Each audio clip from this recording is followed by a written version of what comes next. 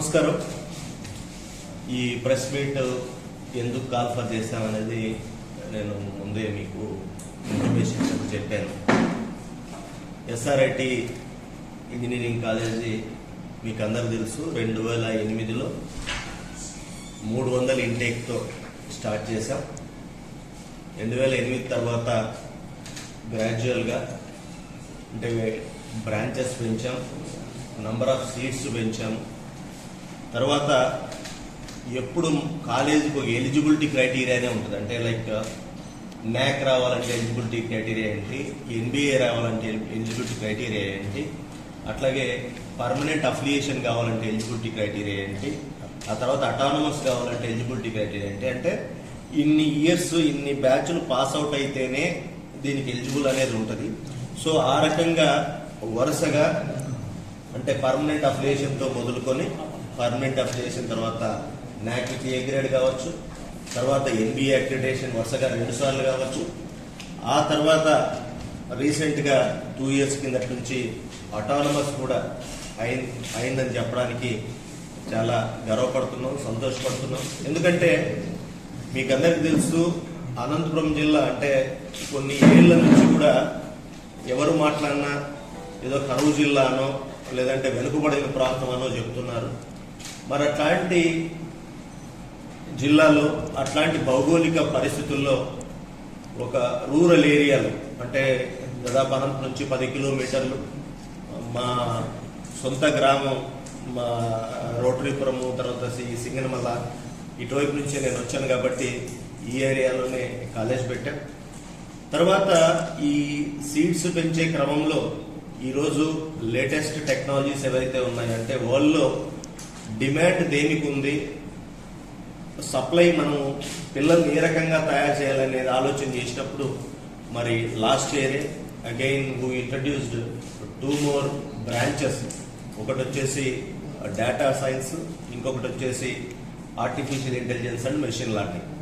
So వీటిల్లో కూడా ఇవి ఇంట్రడ్యూస్ చేసిన తర్వాత మరి ఫార్చునేట్లీ ఆ ఇంట్రడ్యూస్ చేసే టైంకి మాకు అటానమస్ స్టేటస్ వచ్చింది కూడా కాబట్టి సో ఆ పర్టికులర్ ఈ కొత్త కోర్సుల్లో పిల్లల్ని ఏ రకంగా తయారు చేయాలా అంటే మార్కెట్ అవసరాలు దృష్టిలో పెట్టుకొని అంటే వీటికి కరికులం డిజైన్ చేయడం కానీ లేదా సిలబస్ అంతా చేసేటప్పుడు కానీ సబ్జెక్ట్స్ కావచ్చు, లోపల లెసన్స్ కావచ్చు, వాళ్ళకి అసలు ఏం నేర్పించాలనేది ఒకవైపు ఇండస్ట్రీ అంటే ఎస్పెషల్లీ ఐటీ ఇండస్ట్రీలో ఉన్న ఎక్స్పర్ట్స్ని అట్లాగే అకాడమిషియన్స్ని కూడా ఈరోజు ఈ కంప్యూటర్ సైన్సెస్లో కానీ, ఎలక్ట్రానిక్స్లో కానీ, ఎలక్ట్రికల్ కానీ వీటిల్లో కూడా అట్లాగే మెకానికల్ కానీ వీటిల్లో కూడా ఎవరైతే నిష్ణాతులు నేషనల్ వైడ్ పై మంచి టాప్ యూనివర్సిటీస్ ఏవైతే ఉన్నాయో లైక్ ఎన్ఐటీస్ కావచ్చు, ఐఐటీస్ కావచ్చు, వాటిలో నుంచి ప్రొఫెసర్స్ కూడా ఇన్వాల్వ్ చేసి ఈరోజు అంటే ఎక్కడ కూడా రూరల్ ఏరియా, రూరల్ బ్యాక్గ్రౌండ్ నుంచి వచ్చే పిల్లలు కూడా ఏ రకంగానూ మార్కెట్ అవసరాలకు ఎక్కడ తగ్గకూడదనే ఉద్దేశంతో డే 1 నుంచి మేమంతా ఎస్పెషల్లీ మా దగ్గర ఉన్న ఫ్యాకల్టీ కూడా నేను ఐఎమ్ ప్రౌడ్ టు సే నా దగ్గర బెస్ట్ ఫ్యాకల్టీ నా కాలేజీలో ఎస్ఆర్ఐటి కాలేజీలో మా కాలేజీలో ఉన్నారని చెప్పడానికి గర్వపడుతున్నాను. సో ఇవన్నీ ఎందుకు చెప్పానంటే ఈరోజు ఏదో ప్లేస్మెంట్ సక్సెస్ మీట్ అని చెప్పి మనం పిలిచి మా దగ్గర ఇన్ని ప్లేస్మెంట్స్ అయినాయని చెప్పడం కంటే కూడా ఎట్లా అయ్యాయి ప్లేస్మెంట్స్ ఈరోజు అంటే లాస్ట్ ఇయర్ చూస్తే దాదాపు 400 ప్లేస్మెంట్స్ అయినాయి, బిఫోర్ లాస్ట్ ఇయర్ చూస్తే 300 ప్లేస్మెంట్స్ అయినాయి. అంటే లాస్ట్ 2 yearsలో కొంచెం కోవిడ్ ఈ పరిస్థితుల వల్ల 300-400 ఆగిపోవాల్సి వచ్చింది. బట్ ఈ సంవత్సరం అకాడమిక్ ఇయర్ స్టార్ట్ అయ్యి దాదాపు 3 నెలలు కూడా అవ్వలేదు. ఇప్పుడు ఫైనల్ ఇయర్స్ వాళ్ళకు అకాడమిక్ ఇయర్ స్టార్ట్ అయ్యి 3 నెలలు కూడా అవ్వలేదు.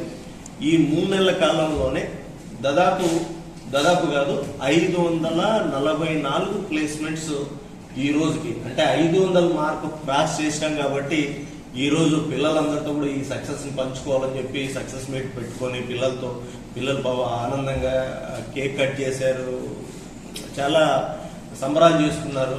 సో ఇట్లాంటిది మీడియా మిత్రులతో కూడా షేర్ చేసుకోవాలి.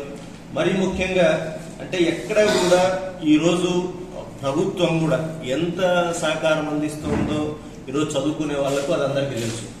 సో నా ఉద్దేశం కూడా ఈరోజు మీడియా ద్వారా చెప్పదలుచుకుంది ఏంటంటే ఎక్కడ ఎవరు అదేదో ఇంజనీరింగ్ అంటే పెద్ద చదువు మనం అఫోర్డ్ చేయలేము అనేది ఆలోచన చేయాల్సిన అవసరం లేదు ఈరోజు.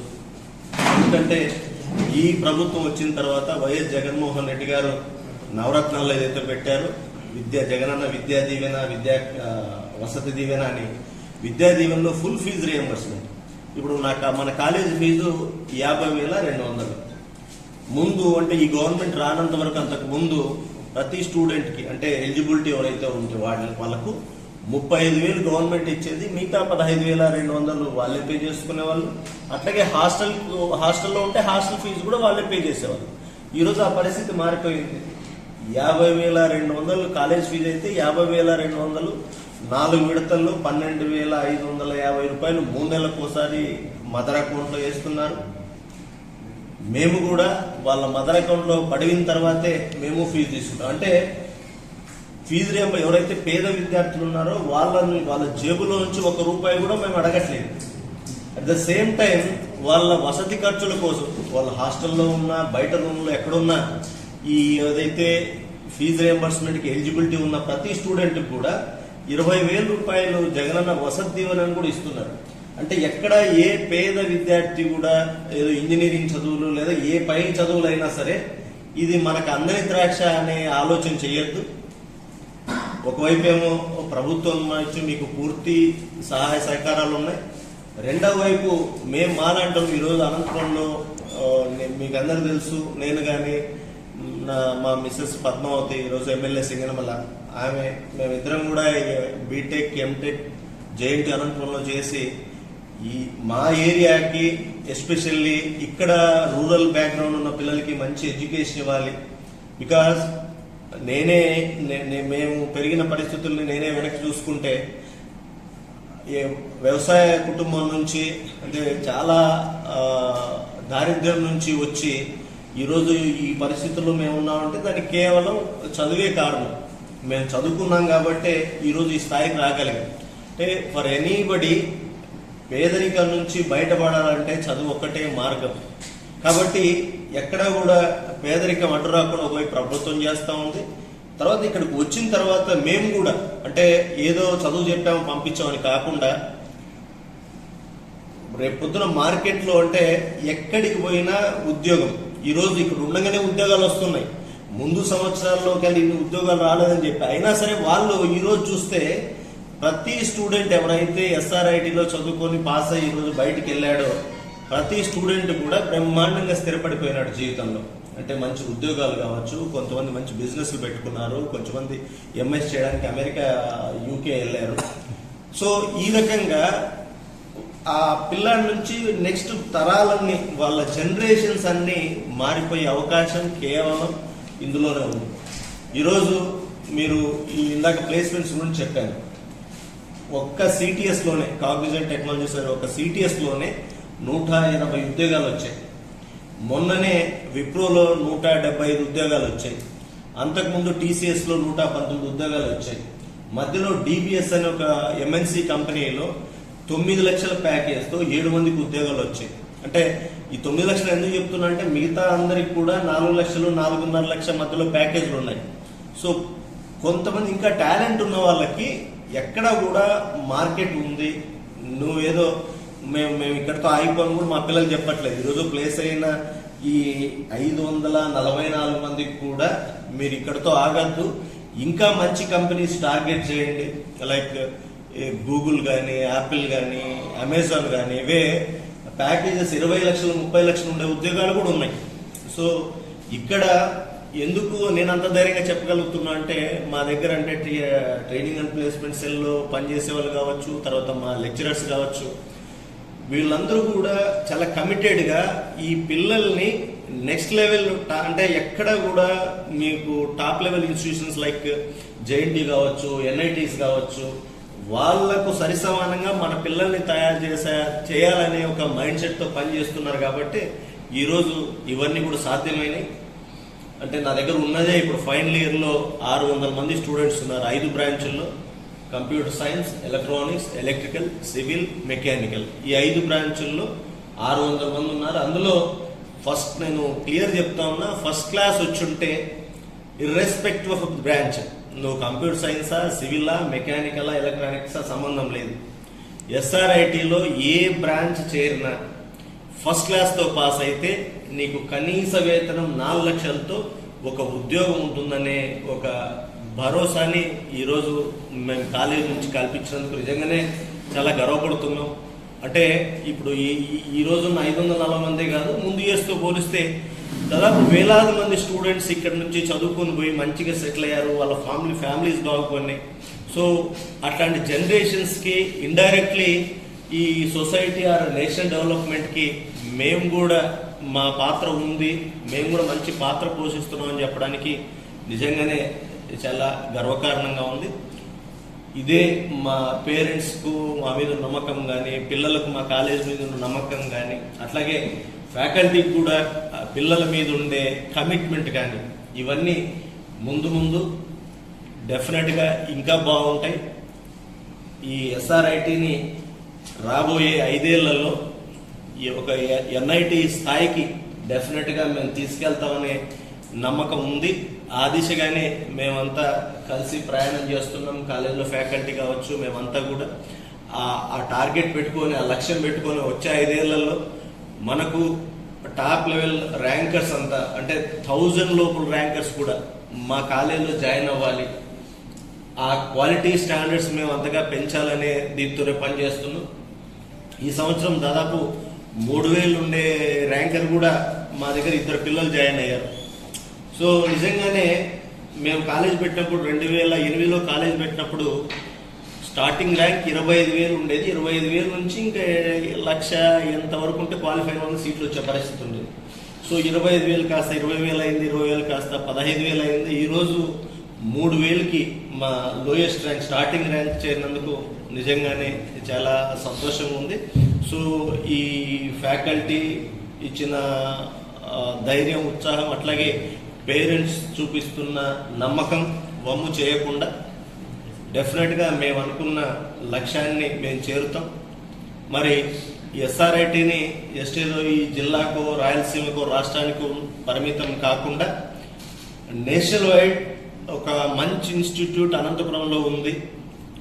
నేను ఇది ఎందుకు అంత గట్టిగా చెప్తున్నా అంటే, ఈరోజు పిల్లల్లో నేను బ్రాంచ్ లాస్ట్ 2-3 ఇయర్స్ చూస్తున్నా, జాయిన్ అయ్యేటప్పుడు ప్రతి ఒక్కరు కూడా కంప్యూటర్ సైన్స్ ఉందా, ఎలక్ట్రానిక్స్ ఉందా ఇవి అడుగుతున్నారు. లేదా సివిల్, మెకానికల్ అంటే ఇదేదో ఇప్పుడు సాఫ్ట్వేర్ ఉంది కదా, మరి ఇవి చేస్తేనే ఉద్యోగాలు వస్తాయనే భ్రమలో ఉన్నారు. ఈరోజు ఇప్పుడు చెప్పిన ఉద్యోగాల్లో సివిల్, మెకానికల్ వాళ్ళు కూడా నాకు తెలిసి కనీసం 70-80 మంది ఉన్నారు. మరి వాళ్ళందరికీ ఉద్యోగాలు ఎట్లా వచ్చాయి? ఎప్పుడూ కూడా ఈ రోజున్న పరిస్థితుల్లో మార్కెట్లో ఉద్యోగానికి కొలమానం నువ్వు ఏ బ్రాంచ్ చదివానే కాదు, నువ్వు చదువుకున్న దాంట్లో నువ్వు ఏం నేర్చుకున్నావు, నీ నీ ఇంటెలిజెన్స్ లెవెల్స్ ఏంటి. సో ఇంటెలిజెంట్ అయితే, నాలెడ్జ్ ఉంటే ఏ ఇండస్ట్రీ అయినా మళ్ళీ ట్రైన్ చేసి నీతో పని చేయించుకోగలడు. అండ్ మోర్ ఓవర్ ఇందాక నేను చెప్పాను, ఇప్పుడు ఆర్టిఫిషియల్ ఇంటెలిజెన్స్ కావచ్చు, డేటా సైన్స్ కావచ్చు, వీటన్నిటిలో డిజైన్ అనేది ఒక పార్ట్. ఈరోజు ఏం చేయాలన్నా ఒక డిజైన్ కావాలి. డిజైన్ అంటే మళ్ళీ again unit civil and mechanical. అట్లాగే నువ్వు ఈరోజు ఆటోమొబైల్ ఇండస్ట్రీ తీసుకోండి, ఈరోజు ఎలక్ట్రిక్ వెహికల్స్ వస్తున్నాయి. అంటే ముందు అంతా ఆటోమొబైల్ అంటే ఏదో మెకానికల్ వాళ్ళే చేస్తారనే వాళ్ళు, ఈరోజు కంప్లీట్గా ఎలక్ట్రికల్ షిఫ్ట్ అయిపోయింది. పోనీ ఓన్లీ ఎలక్ట్రికల్ అంటే దాంట్లో కూడా మళ్ళీ వీల్స్ ఉంటాయి, బేరింగ్స్ ఉంటాయి, ఈ మెకానికల్ సిస్టమ్ అంతా ఉంటుంది. Only thing is fuel technology, అంటే పెట్రోల్, డీజిల్ కాకుండా ఎలక్ట్రిసిటీతో రన్ అవుతుంది. అట్ ద సేమ్ టైం ఈరోజు కార్లలో అన్ని కూడా మీరు చూసుంటారు, అంటే ఆటోమేటిక్గా నువ్వు సిగ్నల్ వేస్తే, లెఫ్ట్ సైడ్ సిగ్నల్ వేస్తే స్క్రీన్లో లెఫ్ట్ సైడ్ ఉండే వాళ్ళంతా కనిపిస్తుంది. ఈరోజు మీకు కియా కార్ చూస్తే మీకు అర్థమవుతుంది. అంటే టెక్నాలజీని ఇంప్రూవ్ చేస్తున్నారు. అగైన్ ఇక్కడ ఒక టెక్నాలజీ ఇంప్రూవ్ చేసి కార్ని బయటకు తేవాలంటే electrical, mechanical, at the same time electronics, computer science, అంటే అందరూ కూడా. సో ఇప్పుడు నేను ఎందుకు చెప్తున్నా అంటే, ఎవరు కూడా పేరెంట్స్, పిల్లలు ఏదో మా పిల్లోడికి ఈ బ్రాంచ్లో సీట్ వస్తే ఏదో మంచి జరుగుతుంది, అది రాకపోతే ఏదో బాధగా సరే ఏదో ఒకటి కదా అని జాయిన్ చేసి బాధపడాల్సిన పని లేదు.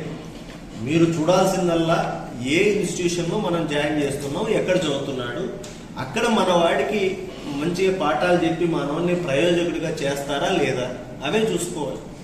సో ఇదంతా ఒక పాట అయితే, రెండో వైపు లాస్ట్ ఇయర్ మీరు మీడియా ద్వారా చూసింటారు, ఎన్ఎస్ఎస్ యూనిట్ అండ్ ఆఫీసర్ మా కాలేజ్ సెలెక్ట్ అయింది. అట్లాగే ఈరోజు ఎన్సీసీ కూడా గర్ల్స్ వింగ్ ఒకటి ఆల్రెడీ స్టార్ట్ అయింది, బాయ్స్ కూడా అప్లై చేసాం, అది కూడా వచ్చేస్తుంది, బాయ్స్ కూడా వచ్చేసింది, స్టార్ట్ చేసాం. అంటే కేవలం ఏదో చదువు చెప్పి ఉద్యోగాలు ఇస్తే మా పని అయిపోతుంది అనకుండా, మీరు మా కాలేజ్ విజన్ చూస్తే కూడా ఉంటుంది, ఎడ్యుకేషన్ విత్ వాల్యూ సిస్టమ్ ఉండాలి. అంటే రేపు పొద్దున వీడు వాడి కుటుంబానికి ఉపయోగపడాలి, అట్ ద సేమ్ టైం సమాజానికి దేశానికి ఉపయోగపడాలి.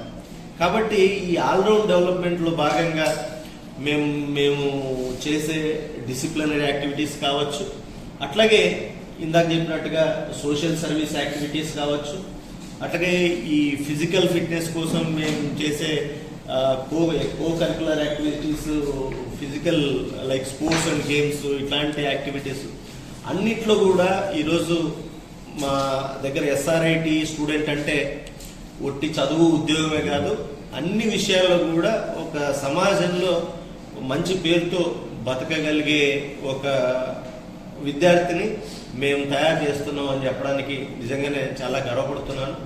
మరి మరొకసారి ఈసారి first time in the history of our college SRIT మరి 500 మార్కు ప్లేస్మెంట్స్ దాటాం. ఈ రోజుకి 544 అయ్యాయి.